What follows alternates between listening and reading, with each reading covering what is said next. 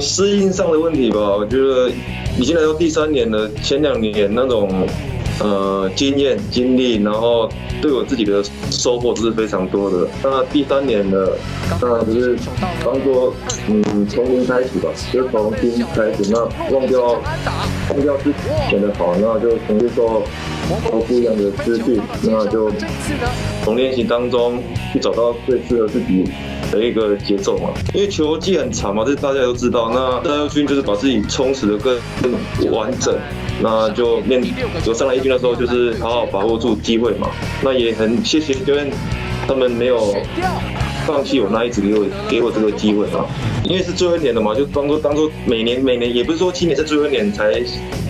这样做，就是当做每年都是最后1年在打，那就放手一搏，潇洒一点就好了嘛。其实我都自己吸收比较多吧，但对啊，就因为一少说你也不想讲太多话嘛，他就是想自己一个人静下来思考一下，或是看一些别的影片啊，让自己忘记这个不好的感觉嘛。因为我又看不到他一直看到我，带给他们很大的一个乐趣吧。跟我讲，这么想就好，把这些当成是正面的，因为有人你好，有人会骂你，也有人会鼓励你。在他们的生活中，我能占着一小部分，在他们的生活中是非常开心的。每次想笑的时候，他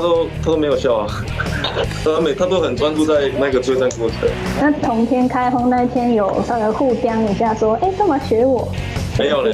连续3次都没有这样互相过。现在手机也是有一直在联络嘛，那都是互相鼓励打气而已啊，打3本优生那个，对啊，因为毕竟是今年的第1支全垒打，那信心也会带给自己很大的帮助嘛。那是大田主动比的，我才比。就觉得很住在这个团队里嘛，我们这个团队就是气氛，在休息室的基础上，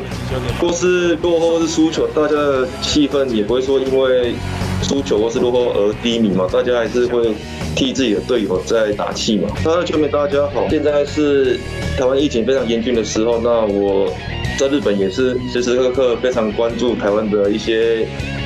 消息，那我会在场上打出让你们